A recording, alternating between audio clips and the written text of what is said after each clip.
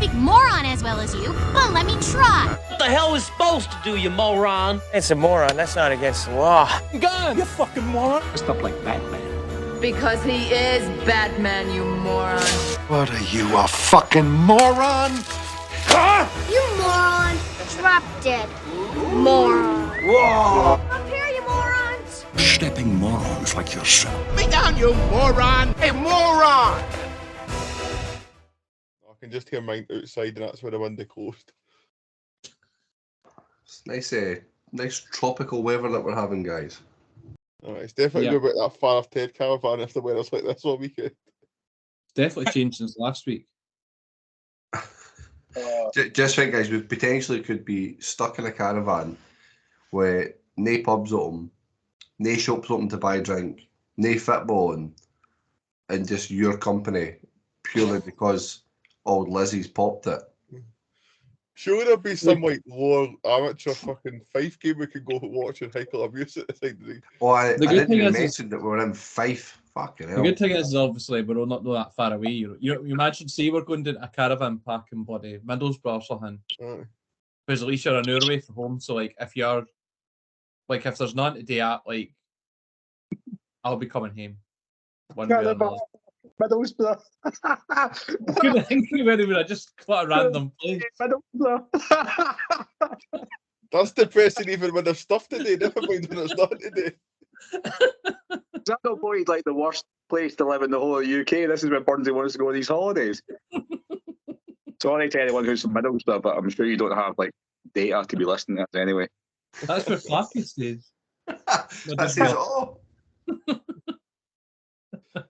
Well, guys, we are recording just after some really sad and tragic news that's happened today. Oh, you've not done this to us. You're not going to make us talk about this, are you? What's happened, guys? Queen's deed. Queen's deed. There's a headline for you. Is that the name of the episode? Well, I just think it makes a very, very appropriate discussion when we're going to start then talking about fantasy movies. And the Queen's a big fantasy to herself, isn't she? I don't understand what you're getting. Not there. Is she a lizard? Is that the thing? Is she a lizard? Oh, there's some conspiracies about them, isn't there? The royal family live this fantasy life, but I feel like I'm not getting the bite that I'm wanting off you guys. So let's just start talking about the movies that we have got coming up. I was hoping that somebody would at least find themselves under the bus there and start slating off the royal family, but it just sounds like it's only me that's going to be doing it. Exactly. No, we just keep that for the group chat. Aye, but we do have a Sanzu section in the middle today between two of them. Yes, we'll do a did he or did he. Then did he or did he. That's the two options. A 2 cent coin, that one. Anyway, we are a member down once again. That will be 2 weeks in a row that Sean has decided not to join us. What do we think he's doing tonight, guys, if he was at Kevin Bridges last week? Still not over, probably. It's been quite rough the day after it, so still coming. Sad. Let's just put it down that he's in mourning. That's what he is. He's in mourning for the Queen, and he's decided to take the night off. That's true, actually. I think loyalist is our Sean. Sean's well known for his love of the Queen, so I think he'll be taking this difficult, taking it hard. Oh, Sean, our thoughts are with you, mate. Our thoughts are with you. The two movies that we are going to be talking about this week are Life of Pi and Fantasia. I think the safe bet to keep you listening is to start off with Life of Pi. This group of lads is not the best known for enjoying a little bit of fantasy, as we've seen with previous movies that have come up in here. The level of imagination is not there for some people. But I think a good place to start would be to start off with Sean's review this time. So Sean has said, Life of Pi. Felt this was really slow and drawn out. Obviously, I've not read the book. Because we're not too sure if he can read based on his spelling here. So I'd imagine there will be loads missing. Probably best left alone as a book. Visually, it looked good for the most part, considering it's a boy in a boat with a tiger, a zebra, and an orangutan. Although the whale scene felt pretty cartoony. Wasn't particularly excited about this, but it was okay. Wouldn't go back. It's go back to this in a rush. It's a one and done for me. Fair enough. Just on the book before that becomes a question later. I read the book maybe 10 years ago, and there's nothing missing. Everything from the book's in this, pretty much. It is just the book on screen. So if you're looking for any extra little bits of info, there isn't any. That's it. Fair play, fair play. This is one of these movies that I've wanted to watch for years. And so many people will tell you how amazing it is and how visually stunning it is. But it's just always been something that I've kind of like kept myself away from watching it. And I'm actually gutted it's taken me so long to watch it. I was so invested in this film pretty much right for the start. I really, really enjoyed it. I liked how visually stunning it was, and the more it goes on, the more ridiculous it gets, because you see that it within his memory or within his mind what he thinks is going on or what he's interpreting it as. I thought it was really interesting. I think it was well done how it goes back and forth from Pi and nowadays versus what actually happened to him. I liked the whole thing around about the school, about his name. I thought that was quite funny and quite interesting. I did think that being able to recite every fucking digit of pi was a bit ridiculous, but that's only because I'm thick as fuck and I struggle to remember actually. It was the first three numbers, never mind the rest. 3.14. Well done. I know, I genuinely nearly said 316 there. Stone Cold Steve Austin just standing up there writing out all these numbers. He would just stand the bucket in the water, that'd be it. I'd be honest, like wee jacket, it's just the pi symbol that's on his jacket. I just expect them going to the classroom just going, what? And it just puts the next number up. Instead of broken skull session, it's called broken pie session. The life of Stone Cold Steve Austin is just a boat with a tiger and an orangutan. Does he not do like wee TV shows like that? He's not got TV shows something like that. No, have I just made that up? No, they don't used to have like the Skull Ranch where it was like a endurance course type thing where folk would come and do like a contest, like almost like Total Wipeout or like the Aunt Middleton survival shows, but it was like folk come like a miniature strongest man competition at the Broken Skull Ranch. You'd just be standing there with a can of beer. That's what it was. Like, you would just get people doing this like intense assault course essentially, with Stone Cold Steve Austin running alongside them, just like shouting stuff at them, like "Fucking do it, you son of a bitch!" Like Stone Cold, who's never been able to run in his whole career because his knees have always been fucked, just screaming at folk. His knees are fucked. At the end, they've always had to climb a big rope, right to the top and like ring a bell or whatever. Can you imagine trying to do that? Like, you're so fucked, like you're knackered, and Stone Cold Steve Austin is down the bottom, just like shouting at you to get to the top. Funny, man. Just as we're in the middle of talking about something that's absolutely nothing to do with this movie, who remembers Celebrity Deathmatch on MTV? Yes. Loved it. That's what instantly popped into my mind there as you started talking about like Stone Cold. I just pictured him as a little fucking cartoon figure in the Celebrity Deathmatch. Brilliant. I thought that was amazing in Celebrity Deathmatch. I would love, see whenever one came up that I'd never seen before, I would get buzzing trying to guess who was going to win and all that. Fucking Britney Spears fucking zipping Christina Aguilera's head off and stuff like that. Great stuff. I don't know why that popped into my head there, but no, really enjoyed it. Let's hear the thoughts of our very own resident Bengal tiger.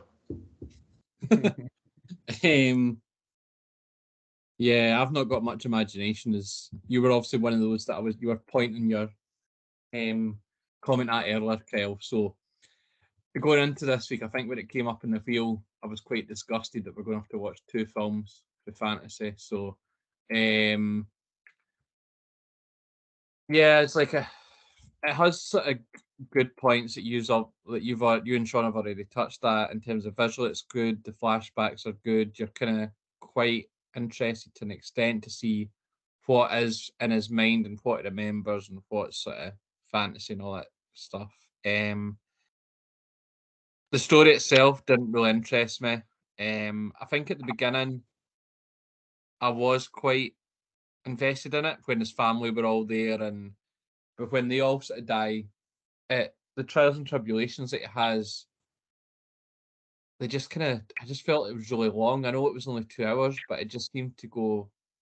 It just seemed to go far too long for me to keep my interest there. As you mentioned, it's like I did quite like it when the Bengal tiger was on the screen. That was quite a quite a good point for me. It reminded me of myself just appearing from nowhere. But I did sort of keep losing my place at points as well, just because it's also the genre that's the problem for me. That when I watch fantasy films, then I'm just not going to be glued to the screen. I keep on zoning in and out, so it's difficult for me. I'm not going to give it a high score, and then it's kind of one of those where I can understand that I've said before what people may enjoy, but my scores are going to be based on enjoyment. So if you don't like it, you know what you can do. Fucking strong words for a Bengal tiger there. Daniel, that's Bengal tiger. Oh, sorry. A girl from the Bengal tiger at the end.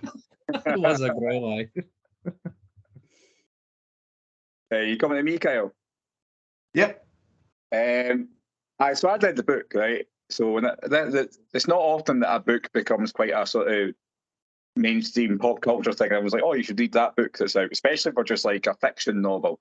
But about maybe 10, whatever, it was about 10 years ago, a couple of my mates said, oh, you should read Life of Pi. And they always made a big deal about saying, I'm not going to tell you what it's actually about, right? And so although on the surface it's about a guy being in a boat with a tiger, the fact that we picked up our fantasy week sort of done what happened to me with the book. Is sort of, you're sort of already knowing that it's not all real. And I do think that this, I'm not sure how much you would have known about this, Kyle, because you said you've sort of avoided it and that, but I think enjoying this definitely relies on the moment where you figure out that the tiger's actually him has been a big revelation. I think that that needs to be like a big shocking moment for you to think this is amazing.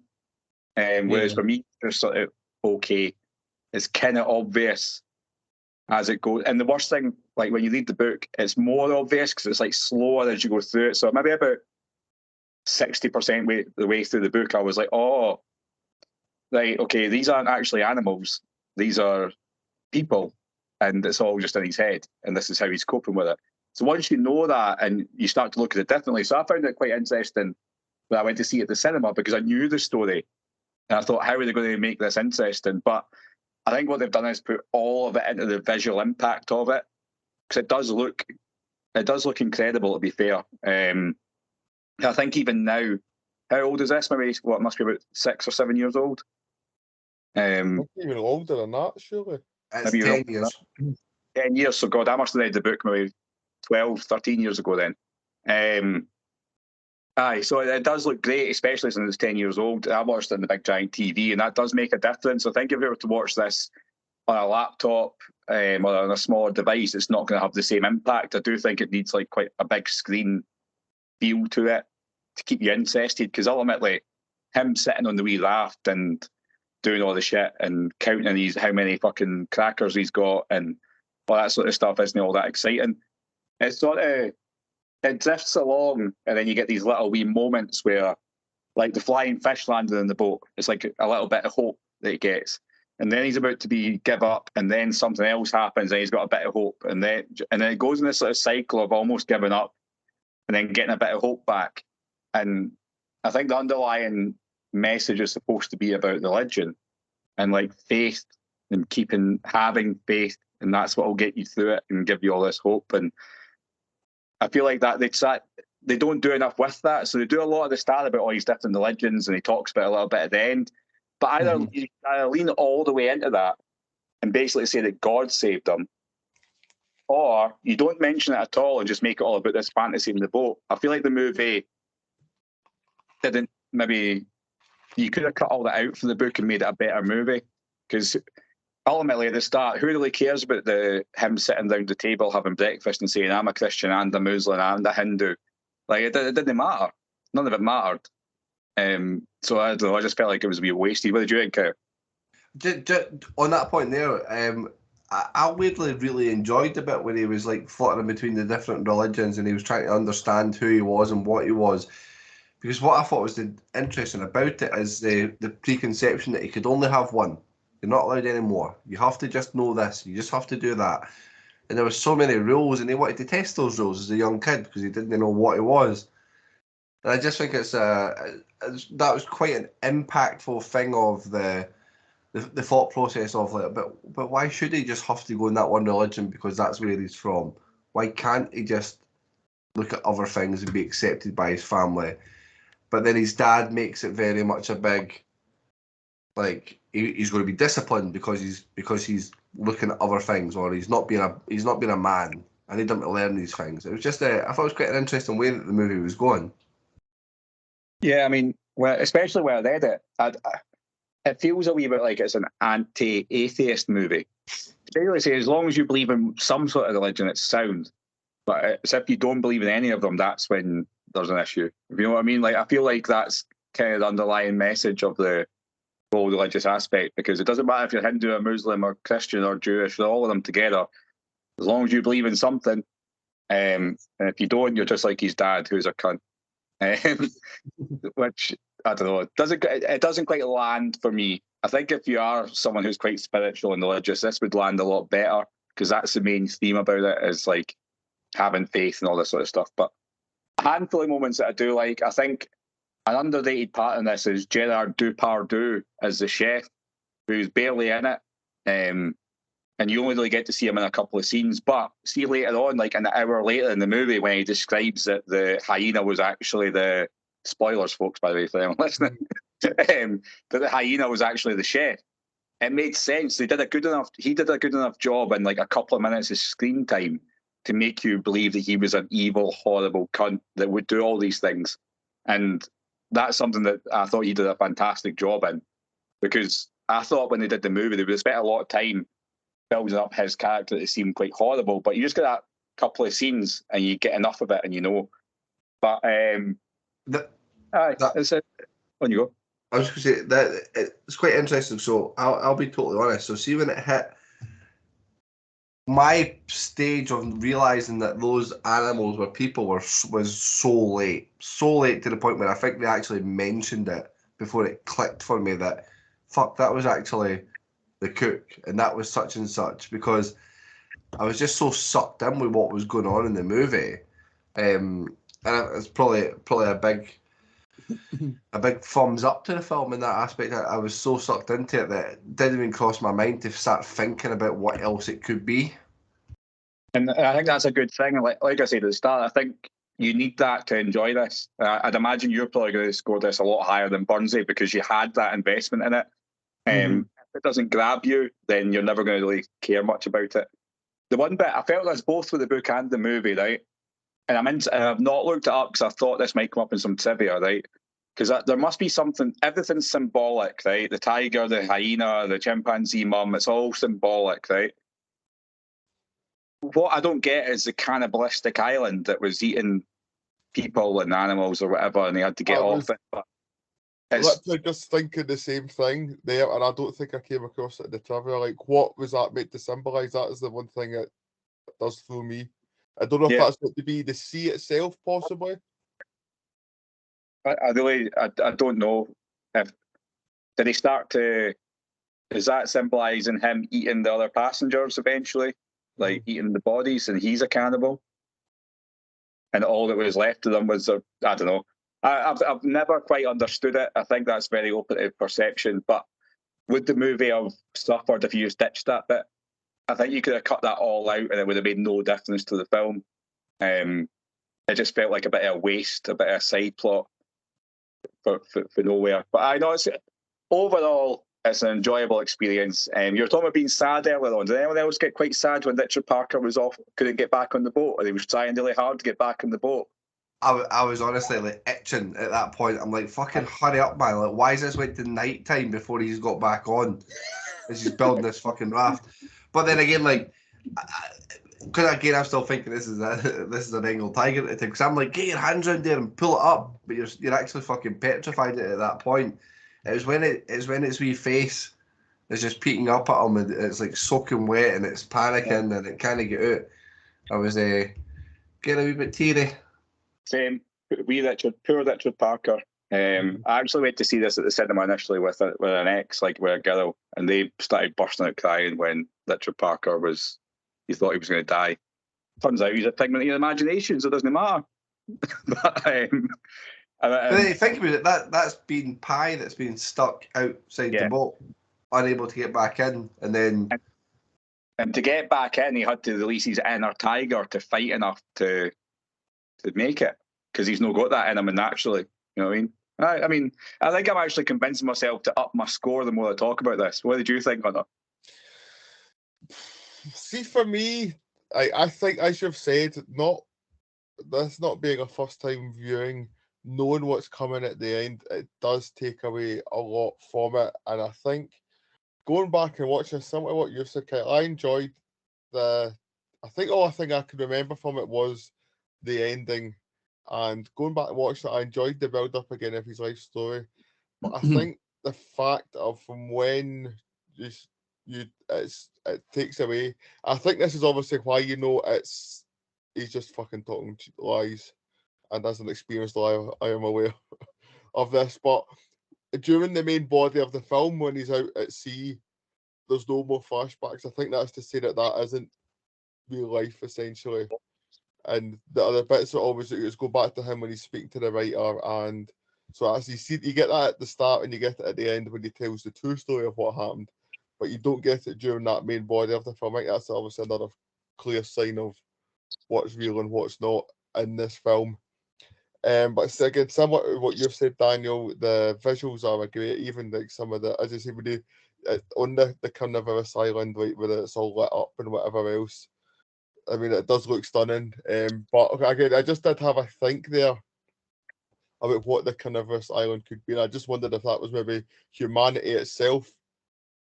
Obviously, you see it's overpopulated. I know they've just picked meerkats. I don't know, maybe as the thing of choice, and then it's turning in and eating itself, and everything that's coming in is dying at night. So I don't know if that's possibly what it could be. I just had that random thought there now. Just as I've been doing a bit of Googling in the background there, it says the island represents a life without God. In the island, just like in life, there is a society, there are food, there's shelter, but at the end, everything will be taken back, meaning your existence is meaningless. Okay, my score's coming back down. Scrap that. Keep your score high, Daniel. Keep your score high. That had nothing to do with the movie. That was just an afterthought.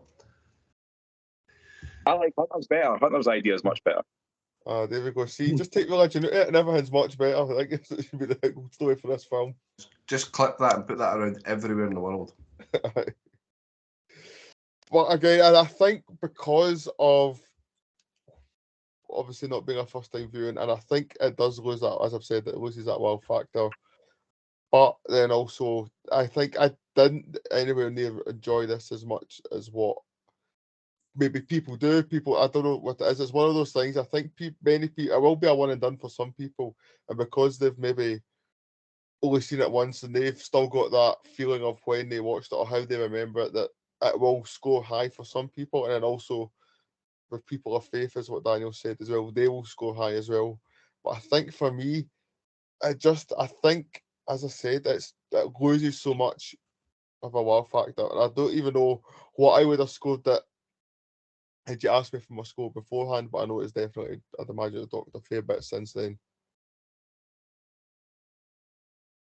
What type of trivia do you have for this one, Hunter? I do have some, yes. So for this Life of Pi, as he goes through the list. So Tobey Maguire was originally cast as the writer. However, Ang Lee thought Maguire was too famous for such a small role and would have been distracting. So the amount of days that Pi is on the lifeboat is 227, and a good approximate for the number of Pi is 22 divided by 7. Oh. the first movie in 7 years to receive the Oscar for Best Director without winning the Oscar for Best Motion Picture. The previous movie for that was Brokeback Mountain, which was also directed by Ang Lee.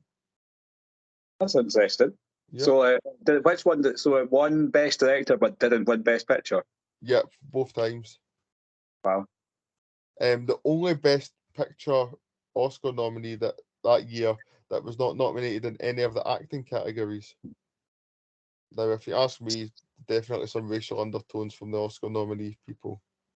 If this was, I don't know if this was Leo DiCaprio stuck in a boat I know. for 7 days, this is Oscar fucking bait. Like, No, even Leo DiCaprio, you could have put James Franco on a boat for 27 days and he'd have still got an Oscar for it.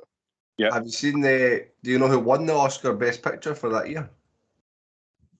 What year was it? 2012 or 13. 2013 awards. Is that the one where it was a silent black and white movie about the dog? No. Okay. So this was in the same year as Les Mis, Django, Lincoln, Zero Dark 30, Burns' favourite Silver Lining Playbook. But the winner was Argo. I'll go and fuck off with that. No one remembers that movie. It must be one of the worst Best Picture winners because no one fucking watches it or cares about it. I don't even think I've seen it, or I may have. I'm not sure. Forgetful is what it is. Tells you a lot, that, doesn't it? Yeah. Hunter, sorry. Yeah, final piece of trivia for this evening. No, it's not because we still have another film review. Was after Pi is rescued and is being interviewed by the Japanese insurance men, they say that bananas don't float, where in fact bananas are less dense than water and do in fact float. So there's a fun science experiment if you want to go try that this evening, people, or whatever time of the day you're listening to this podcast. Just go stick a big bunch of bananas in the water. All right. Just doing the Clyde. Go for it. The Clyde or the Forth, or going the Forth and Clyde Canal, whatever floats your boat, or be your banana. Whatever floats your banana. Or your banana Jesus. boat. Whatever floats your banana. Fucking hell, guys. This is proper dad jokes here at Central here, eh? Let's get to the scoring. Burnsy, you seem to have loving this movie. Let's you kick off with the scoring. I'm gonna give it a 1. A 1. Sean's giving it a 2. Hunter? Slightly higher, 2.25. 0.25. Daniel? Slightly higher again, 2.75, which has been my last 3 scores in a row. Good memory. And there's just no thinking this through at all, is it? And I'm going to give it a solid 4.25. Well, that's fair. I think this is one of those movies that can do that. Like, I can definitely understand why you would love it. Like, definitely. This, to me, seems like a movie I could probably go back and watch today. So the way I was laughing, though, it was more because I was laughing at the difference in scores, not laughing at your score. It was more just how wild it is that you get one person that hates it and one person that like loves it. Man laughing at score found. Maybe I just don't want the stick on Instagram for when it inevitably comes. That's it. I'm ready for it. Come at me. Come at me, bitch. What's that done to the score overall? Oh shit, I forgot about that. 2.45. 2.45. Guys, I'll put the same question back out to you that we've done previously. Tell me the movies that matches up to. We have one specific movie that has got the exact same score as this one. Back to the Future. Back to the Future 2. You going Back to the Future 2? I'm going to go with the Conjuring. Say it properly, Daniel. The Conjuring. You were close with the Conjuring, which is 2.30. Now at 2.45, this is joint 102nd with Prisoners. That's fair.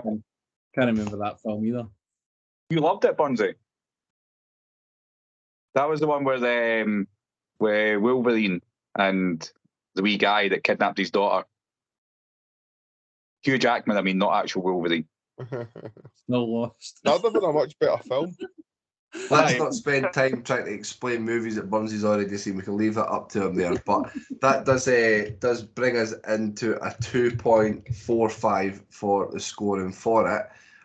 Before we move on to our next movie, which is Fantasia, I wanted to discuss a little topic, guys. Movies that are visually stunning but fucking garbage to watch. Life of Pi. Life of Pi. Let me think. There's probably lots of these. I think Titanic looks amazing. Like, it looks brilliant. Like, see, like the scene where the boat tips up and all that, and they all fall down. But it's a shite film. That came up in the comments earlier on for some reason. Titanic. What else? I went to see. Do you know the movie Tron for the 80s? Like yes. I went to the remake of that. Now, visually, that looks outstanding. But there's nothing to that film. That is a big empty void of a fucking movie. It's a waste of time and waste of everything, money, everything. They tried to make that a sequel to a movie that really couldn't be a sequel. Correct. Although the soundtrack was good, I'm sure Daft Punk did a whole album. I did that. So I'm going to throw in there a movie that I've never actually seen because I know it's a major, major flop. But I always remember thinking it looked really cool because I'm into all this kind of sci-fi or hero shit. But John Carter. Never seen it. No. One that I've just remembered, though, and I'm sure we all agree, Avatar. Avatar's alright. I could watch Avatar. Shite. I look forward to us reviewing the next ones when they come out as well. Can you think? Well, I'm trying to think of more visually stunning movies, so we've got a bit more to compare. Burnsy's like, I don't know what you mean, visually stunning movies. Well, I know what you mean, but I've just got a shit memory, as I've already proven in the last 5 minutes. I have looked up to see what Prisoners is like, and you were right, Daniel. I did enjoy that one. That's my contribution. I've got a list here of 15 visually stunning movies, guys. See if any of them pop out to you as ones that you think are shite. So, Moonlight, never seen it. Never seen it. Gravity. Oh, yeah. That's a good one. Because, so I remember getting so excited to go to the cinema to see that because on the trailer, right, I thought this was Sandra Bullock. You know how there's the bit where, like, she goes off to the road and breaks off and she's stuck in, like, a little pod. I thought the whole movie was going to be her slowly drifting away into space and dying, and you just getting to watch her. And I thought that sounded so captivating. But in the end, it's like a fucking sci-fi hero movie where she gets to land back on Earth at the end. It's pish, terrible movie. Is it not like the opening of it is just like 20 minutes and nothing? Well, I wanted it all to be that. That would be if it kept going like that for me. Could you imagine Sean reviewing that? Or Bunsey? Do you know what I wanted it to be? Oh, sorry, on you go. We just had a thought there. What would movie that category now? The new Jurassic Park or Jurassic World movies? I've never seen. They're not a patch. I've watched maybe the first one or the first two of the newer ones, and although the 90s one, again, this nostalgia is just like, don't fuck with something that's already been done. You might have better looking dinosaurs, but it's not as. Then again, I'm not the same age I was when they came out, so maybe some 8-year-old child would enjoy those now, like I did when the first ones came out. But I just wasn't impressed with them at all. I agree on that. I would actually go as far as to say that they're visually not stunning. It's too CGI. Like, they look like cartoon dinosaurs almost to me a wee bit compared to the old ones. This is back to the same age-old argument we have all the time. Puppets are better than CGI. Oh, I've just remembered one that we watched the other week, and the only thing I gave it credit for was the fact of the scenery. Fucking The Hobbit. Nice scenery. Shite film. Yeah, look good in scenery. Well, on this list I'm looking at as well here, Pan's Labyrinth is on the list. Aye, good. Apart from Burnsy can fuck off with his downgrading of that movie. And I think after I realised that I actually enjoyed it too, did you not tell me that I scored like a 3.5 or a 4 and then I downgraded it? Aye. You scored it one of the highest to all of us. You just And the last one on this list is by our favourite director, Wes Anderson. We've got the Grand Budapest Hotel. I'd love us to review that. We should review that, because if we want to get more hate on Instagram, that's definitely one for it. Well, everyone seems to think that we're looking to incite the hate anyway, so it makes sense for us to go out and do something like that. Well, we're about to go into another movie soon. But before we do, because I know that we're not going to have much to say about this next film, a couple of weeks ago we did the whole Three Actors thing. So Yes. Because we've got action and comedy coming up, I came up with two for us to see what you guys thought. Mm-hmm. So the first one being comedy would be Adam Sandler, Jim Carrey, Jack Black. Who would you lose? All day Jack long. Black, guy. Right, Jack Black. I don't even know who that is. Well, we watched School of Rock. You also loved that. Oh, is that him? Aye. But Aye, Jack Black's been in a lot of stuff. He's been in a lot of movies, so you'd lose all of them. Aye, I don't know them, so. You would lose out some classics like Nacho Libre, King Kong, Kung Fu Panda. Kung Fu Panda's brilliant. Armageddon, you'd lose Armageddon. Is he in Armageddon? Oh no, No, He's he's in Mars Attacks, which I got confused with Armageddon there, I think. Oh. He's in Anchorman. Different movies. What were you saying, Mars Kyle? Attacks and Armageddon. No, I think that one, Daniel, for me is an absolute no-brainer. He's never been one that I've really bothered about at all. It'd be really, really hard to get rid of Sandler. And we just talked about the impact it's had in our childhood in our previous episode, so that would be a hard one to stomach as well. And Jim Carrey falls into that category of like childhood comedy actor, and we touched on it with like the Me, Myself and Irene episode where that's very impactful for our childhood. I don't think Jack Black reaches those heights. Curveball. Every Jack Black film is better than Dark Crimes, so would you lose Jim Carrey now over Jack Black? Could you really get rid of like The Mask? Yeah, Ace Ventura and all that. To me, Jim Carrey's up above Sandler, so like he's well above Sandler for me. No, it's the Sandler, then Carey, then That Boy for School of Rock. Well, so that one. We got his name already. No. 2 seconds ago. So that's what might be more difficult then, because I found it hard to think of a third comedy actor. To be honest, I thought about Will Ferrell, but I thought he would just go straight for Will Ferrell anyway. But for action movies, so you can either lose Arnie, Stallone, or Bruce Willis. Oh, didn't do that to me. My initial thought is to ditch Arnie, but Commando was such a big part of my childhood and Last Action Hero. And Terminator. Jingle All the Way. Aye, so Terminator's obviously is a very, very iconic one. But I'd rather have Rocky than Terminator. Oh, Yes. I'm the same. See, I've not seen any of the Rockies, so I would say get rid of Stallone. Wait. Let's just backtrack a little bit here. Wait. You've never watched any of the Rocky movies? No. Well, that's sorry thing. We're doing that. I don't know why you're so surprised. That's one we're going to watch. Not even in a vote. We're just going to pick it for Burnsy one week, because Burnsy, you've yet to see your favourite movie, because that is it. This is your favourite movie. It's actually offended me that you've not watched them. Because it's sport. Do you know what I mean? Like, I assumed of all the movies in the world, I thought you would have seen that at least once. No. I cannot believe. I don't think I've even like turned it on and watched bits of it. I may be wrong, but I've definitely not watched a full film of it. So I can't believe you get to experience Rocky for the first time. Yeah, I'm jealous. That's all. Pish. But Bruce Willis, you're losing Die Hard. What else are you going to lose? Bruce Willis? Pulp Fiction, Unbreakable, The Sixth Sense. Oh, Look Who's Talking. What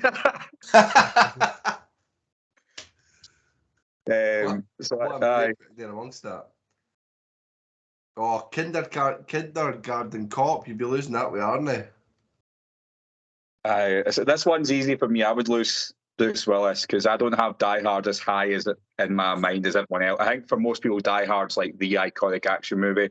It's not up there for me. It's amazing, but I could lose it. That's because it's a crime thriller and not an action movie. I think for me, I could do that. You could ask. It's always going to be between either Arnie or Bruce, and I get we just change it each day or each half hour depending on what I remembered and what I forgot. So for me, Stallone is the untouchable one in there. Then it's a much muchness to the other two. Not that that's a bad thing. It's just the two have to split for me. I agree on that one. I would definitely keep Stallone top. But Burnsy's ditching Stallone completely, so. Yeah, I think I would get rid of Willis. Aye, same.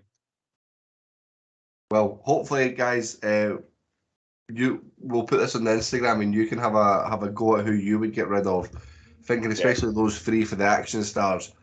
If you do decide on one you want to get rid of, let us know why. That'd be really, really interesting to know.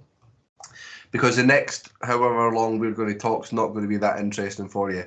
We are going to move on to our last movie of tonight, which is Fantasia, out in 1940. Over 2 hours long of a movie, which is a collection of animated interpretations of great works of Western classical music, ranging from the abstract to depictions of mythology and fantasy, and settings including the prehistoric, supernatural, and sacred. And I'm going to lead again with Sean's thoughts on this. I think it'll be a good place to start, yeah? What I would do is just to see whatever he's typed, is just put that into Google and see if someone else has already reviewed it, just so in case he's avoided watching it. Well, I will be absolutely shocked if he's watched this. Sorry? That's what I was. That's what I was going to say. Before you give his view, can we vote? Do we think he's actually watched it? Anyone think he has? I think No. he started and he's turned it off. Aye. Started and turned off, but maybe pushed what I think he's done. So I think he started and then, no, in fact, he's not turned it off. He's like went on fast forward. I don't know if, like, and then he's probably thought in case there's anything that happens that he'll need to actually comment on. Oh, and remember then, there's a YouTube shot that he's watched to watch it in 15 minutes or something. Well, or a YouTube review of some guy talking about it. And then let me give you his first line, and then we'll pick up this discussion again. A 2 hour long 1940s cartoon with zero dialogue whilst watching in 2022. Yeah. But you see that first line, is that not what you're sitting into the chat saying and then the burst out laughing like the show having to watch it? That's how I described it to Sean. So there's not quite zero dialogue. There is some dialogue. Aye. Plenty, like. Keep on the edge of my the seat. guy who, you see the composer guy, he looks like a bad guy from one film and it's annoying me. Oh, I know what. It's Who Framed Roger Rabbit. Yes! Yes! He looks exactly like him. Yep. So I'll read the rest. So Sean put a 2 hour long 1940s cartoon with zero dialogue whilst watching this in 2022. What could possibly go wrong? A snooze fest. Not for me at all. Didn't like that. Didn't feel like a film. I get that back then this would have been amazing, but as a 32-year-old man, you're maybe a bit older than that, Sean. Watching this nowadays, I couldn't help but feel bored, tired, and unfulfilled. I watch movies and TV shows for the storylines, the actors and characters, but this just wasn't it. Really poor and feel like a waste of a pick for Movie Club. Bunzy, I'm going to come straight to you, and I'm going to assume this was a first-time watch. Oh no, I watched this throughout my childhood. Like, loved it. I can actually hear the anger in your voice as you're thinking about this movie. It's just frustration. Like, I watched this today on a day off for work. I don't know where to go with this. It's like I'm so glad that we said after we put this on the wheel that it was going off and it was never coming back on. And I've said this about some films before, and I seem to keep on threatening it and then never follow through with it. But this is one of these weeks where I'm just like, what the fuck is the point in me watching these films? Like, I've wasted 4 hours of my life. Well, 2 hours hating it, and an hour just thinking, I'm not enjoying this. I've no idea what's going on with the previous film. And this one is just a load of absolute nonsense. But Bugsy, you're missing out here. This is actually a 7.7 out of 10 on IMDb. This is highly thought of and highly regarded. This is one of these films that people just say they like it to sound smart, when really deep down, if they went on a lie detector test or even had a word with themselves in the mirror, then they would realise that they think it's shite as well. Have a word with yourself in the mirror. Oh no, I'm not looking forward to giving my thoughts on this, Bonzi. Like, I think one of you messaged me because I think it was you, Kel, said you still had an hour to watch, and I did somehow. Well, I say I stuck with it. I had it on. I was listening. The music was all right, but the absolute rest of it, it was an absolute farce. Were you going to say something, Daniel? No, I just laughed at you. All right. I don't really think I've got much to say after that. Give us some positives, Bonzi. Some positives. Yeah, what was your favourite song / visual combination? The black screen when the film ended. The black screen accompanied by the sound of silence. The guy introducing the films, he was all right. The films? That's the worst bit. That's the worst bit. The only dialogue there, it had me thinking, oh, maybe this is going to change a wee bit. Maybe I'm in for a wee treat. And then back to the usual. But no, it was just... This is one of these, I said about Life of Pi, I could understand people who like that, even though it's not for me. This one, I'm bewildered that people enjoy this film. It just surely you're giving it a couple of points for getting to see some gargoyle nipples. I think I'd switched off by that point, so I was like listening, so I didn't even see them. But you went back and watched it now, haven't you? I saw the picture that you sent. That someone sent. If I'm not mistaken, that was on your room, Kyle. Moving on, Hunter, what was your thoughts? See, it's weird. I always thought I used to love this as a child, but this is not the film I thought I used to love as a child. I don't know what the hell that was. But I definitely have seen it before. But what I would say is a film that starts off apologising for Walt Disney being a fucking big dirty old racist before anything's even happened. You kind of sets you up for the kind of... You've got that in your mind. Then you start watching saying, oh, where's it? Ah, there's the racism right there. Yeah. And that's just... When you go. I mean, don't get me wrong. Like, obviously, what it is essentially, I understand what the plot is. Essentially, just like an animated ballet / bringing. I mean, when music was composed way back when, it was to tell a story, and obviously that's what they've tried to do here. They've taken the original composer's ideas and made them animations and brought them to life to an extent to maybe people who couldn't go to the ballet. It was maybe to make ballet a bit more accessible, perhaps, I don't know. So you've got to understand that. But obviously, we're watching it in 2022 in colour. When this came out in 1940, they were in black and white. Can you imagine watching that? That's true. No, I think this... Wait now. So the first colour film was Wizard of Oz, which I think was before this. I would imagine this came out in colour at the cinema at least. You can look that up, Kyle. I can see. But the first ever VHSs of shows on British television surely would have been in black and white, because when they get colour tellies like the 60s, 70s. Yeah. I think if you watched it on TV right up until the 70s, it would be black and white. But I think if you'd gone to the cinema or the picture house back in the day to watch it, it would have been colour. I don't know. I'm interested to know that. Yeah. I was just a thought popped in my head. I was just talking. I would say, going by what was discussed in the chat during it, I was just kind of like, Oh, imagine this in black and white. Just imagine the sea. But I mean, didn't get me wrong. Some of the stories are quite good, but I did feel like they dragged on. I mean, I have been to a ballet. I did go to see the Nutcracker once before, and I enjoyed that. But I enjoy more the Christmas Nutcracker because again, it's Christmas and warm, and you go get your hot chocolate and whatever. This just, I don't know, it was so weird. But again, the wee cameo for Mickey, you enjoy that. It's a wee sort of slice of your childhood. But as again, somewhat to kind of what Sean says, trying to enjoy it as a fully grown adult male sitting in your bed in your pajamas trying to watch this last night when the football was on. It felt like I was just getting in the way of me enjoying my normal day-to-day routine by watching it. Fair. I'm just frantically searching along there because when I typed in first Disney movie in colour, it comes up 1996 Snow White and the Seven Dwarfs, which was a re-release. But it does say here that the 1940 film for Fantasia was definitely a colour film. It was shot in successive yellow, cyan, and magenta exposed frames.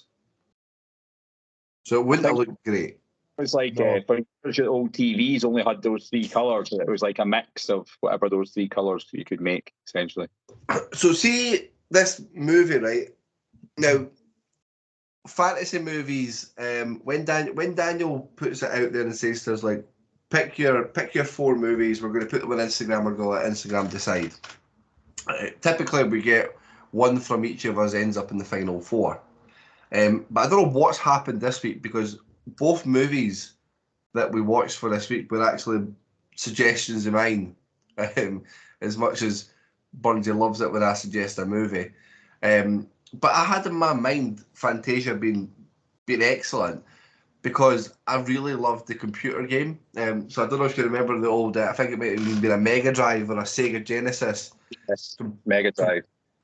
Computer game. I absolutely loved it. And I just had this recollection that I thought this was brilliant.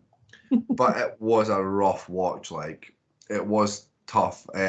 This definitely took me a couple of days, a couple of failed attempts at watching it, falling asleep maybe 4 or 5 times on different occasions, but I was watching this film because I was trying to watch it without doing anything else to distract me. Old Lizzie popped my clogs a day, gave me something to look at for my phone and some stuff to come through while I listened to the music in the background for this, and it did lose me for lots of it. Perked up a bit when I seen Mickey kicking into the screen, but half an hour into it, watched through all that section of it, no problem. When the dinosaurs popped up, I could only really think about The Land Before Time, and then I started Googling stuff about The Land Before Time. I was using this movie as like a reference point for me to just start looking at other shit. And the said gargoyles with their bangers out, that was probably the only other bits that I can really remember from it, and I watched the last hour of it today.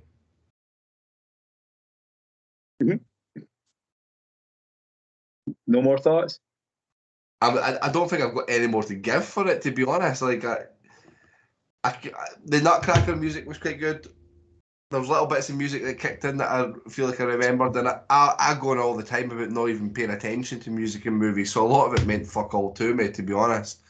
So it was a wasted watch on me, I believe, and I will go out and apologise on record for selecting this movie as part of the 16, but I will point the finger swiftly at Instagram for actually allowing this one to win. I think I would have much rather watched Maleficent. Yeah, I think this is another Instagram shithouse would have picked the shite for us to watch, just so they can give us grief because we've not scored it as high as what they would score it. They know fine well I've scored routine. It's like, fuck, I've not argued with them for a while. Let's just pick them something shite to watch. I'm going to come in and try and be the voice of reason here. Shut up. I'll mute him now. I had this on VHS when I was younger, right? But I'm 99.99% positive the version I had did not have the guy who framed Roger Rabbit appearing in between every to explain it. I genuinely don't remember. I don't think that the version I had of this did not have the guy talking in between. It just went from one story to the next story to the next story, which I found a lot more enjoyable. And once the guy stops talking and it just gets into the actual little story, I find myself getting drawn in by them because it's a little story to music. The ones I don't like are the ones that are just like geometric shapes and like shit moving about. That's fuck all for me. But the Mickey Mouse one, for example, the most iconic one, it goes perfectly with that music, and there's no dialogue, but you completely understand the story. You know exactly what's happening as you watch it, even though no one says a word. And to me, that deserves appreciation, because to do that and the amount of effort that's gone into this back in 1940 or whatever, to do something that's still now in 2022, people would watch that particular part of this film and be able to enjoy it. For me, I don't understand how anyone would not have at least enjoyed the Mickey Mouse bit. Did you enjoy that bit, Burnsy, or were you just not watching? It was all right. He's got no idea what you're talking about. He's not watched it.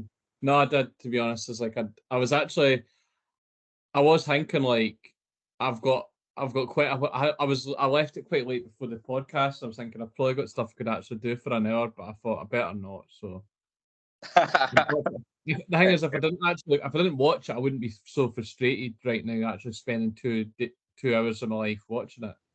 You know what I mean? Now, I'm not going to give like an amazingly high score. Like, it's got 95% on Rotten Tomatoes. Like, I don't think it's that, but I do think it deserves a bit of appreciation for. From what I can tell as well, the music's been played live at the time, along with, like, you obviously get to see it as a finished product, but the music's all been played live at the time to go along with it.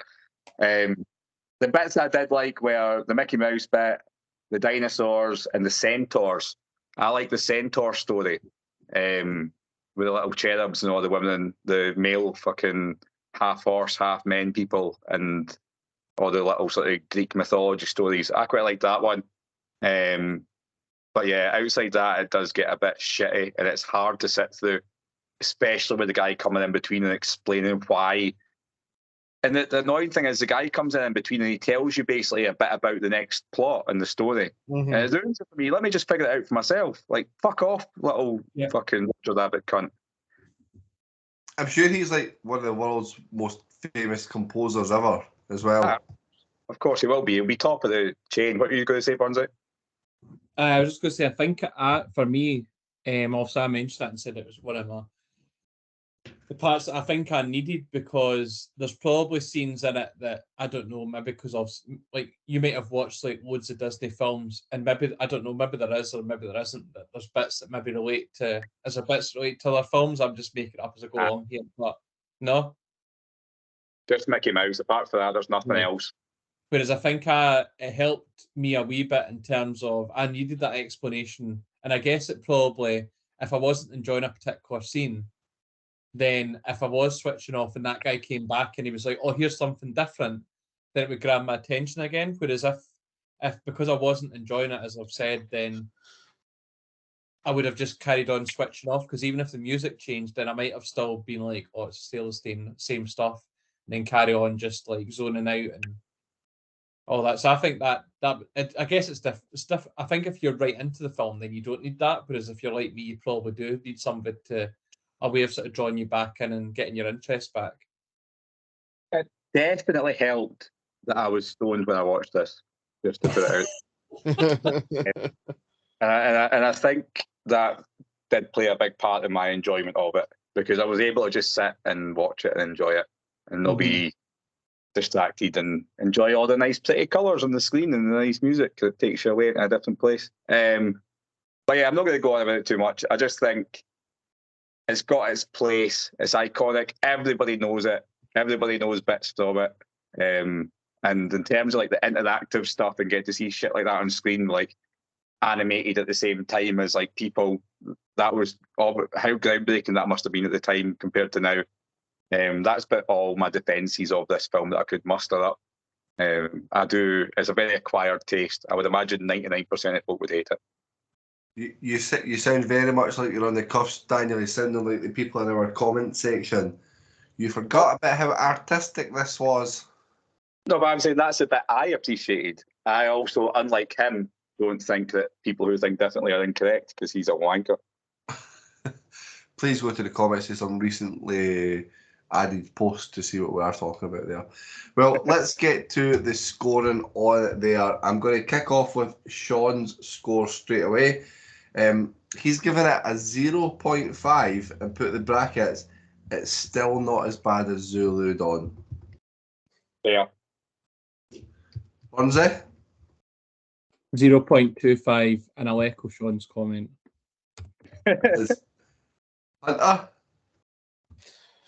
I'm going to give it a 1.25 just because I've shot myself in the foot by giving French Dispatch a 1, so I think I can't go any lower than a 1 for any score ever now, so 1.25. Well, what to do, Hunter, is watch French Dispatch again and then tell us next time what your difference would be. Then I'll tell you how Fantasia is the greatest 2 hours of cinematic history. Imagine if Wes Anderson directed the remake of Fantasia. I'll go join Lizzie. Well, I'm going to jump in and give it a 1. There was definitely elements in it that I did enjoy, but it was a hard watch. A hard watch. Daniel. 3 for me, the highest of the last 2 episodes. 3. You've actually jumped up from your 2.75 by giving it a slightly higher score. Yes. Bonzi, what does that do to the overall? That's overall 1.2. 1.2. Guys, you want to have another stab to see what that then puts us beside? Too high. Fear and Loathing, I'm going to go for. That could be close. I feel like something we watched recently was doing that neck of the woods. I can't think what. Ballad of Buster Scruggs. Oh no! What's that Nick Cage film that we watched? Where was the Gold Hunter, whatever, the archaeologist, whatever that? What National Treasure. Aye. National Treasure, good shout. Well, Hunter, you are the closest. So National Treasure was a 1.05, and then the next closest to it was also a movie that I want to point out that you shot all over, called Point Break. Oh no, I didn't shit all over that. We've seen all your secret messages in the group chat about how only idiots like Point Break. I think that's a direct quote. But don't worry. It depends what one of Laura's personalities is listening, right, Hunter? That's true, yes. But you were close, very close. Both of you were close. Fear and Loathing was just at a 1, slightly behind National Treasure. Ballad of Buster Scruggs up to a 1.4. It's funny because we know the shit movies, we know the good movies, but see the 120 movies in between that, we're a bit clueless on. Well, that does bring us to the end of our fantasy week. So, movies were coming up for next week. Do we have them yet? I don't think we do. No, the vote will be going up imminently. Perfect. And we are going to give a wheel spin for just getting the categories so we get a little bit further in front. So we have action movies that are coming up in the voting next. Then we are going to be having comedy just after that. And then we had westerns, which was selected on last week's episode. And the wheel is spinning to see what we're going to get for this week.